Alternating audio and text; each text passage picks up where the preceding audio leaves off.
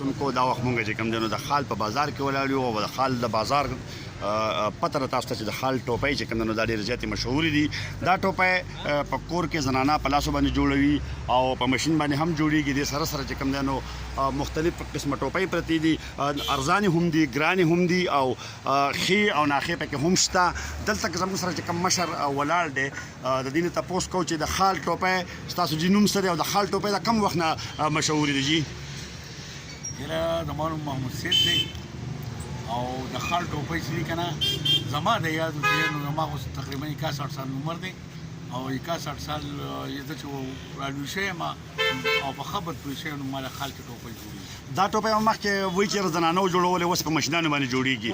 نو دا دوه قسمه ټوپۍ ستاسو سره دغه ټول قسمونه دي، د ماشین هم دی او دغه هم ها دا پکې چې کوم ټول ګرانه ټوپۍ ده، دا په لاس باندې چې کوم نه جوړېږي، دا په لاس نه جوړه په ماشین جوړه خو 900 قیمت ده. دا د لاس جوړه ټوپۍ ده او دلته خلک چې کوم دی نو سراج الحق ټوپۍ وایي، خو سراج الحق ټوپۍ یوازې ده نه ده. دلته چې کوم دی نو ټوپۍ د پښتنو د پښتون کلتور د حیا نښه ده. کشران هم په سره، مشران هم پرې، بلکې یو وخت داسې و چې کشران به په کلو کې په سرتوره باندې چې کوم دی نو په کوڅو کې نه ګرځېدلو، مشران به ورته قارېدل چې یاره تاسو مطلب دا چې خپل دغه جوړ کړئ، دا ټوپۍ په سره وئ، رومیال په سره وئ، سرتور مه ګرځئ، مشران په لارو کې ګرځي. او هم دغه ټوپۍ ده چې دا د هغه وخت نه چې کوم دی مشهوره ده او واخله د دې ځای نه د خال ټوپۍ چې کوم دی نو د دې خپل یو اهمیت دی، خپل خاصیت دی. د 2.5 نه والا تر د 8.5 پورې چې کوم دی نو په دې کې ټوپۍ میلاویږي. دا د دې ځای نه سعودي عرب ته هم ځي، د دې ځای نه چې کوم دی نو دوبۍ ته هم ځي، د دې ځای نه ملیشیا ته هم ځي.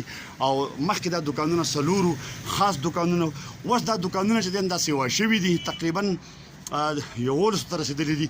نن دا جمعې ورځ ده نو دا یو دکان چې دا مشر چې کوم دی د ډېر وخت نه کار کوي، د 14 کالو نه چې کوم دی د دکان دی او سپینګیری دی، مشر دی، عزتمن سړی دی.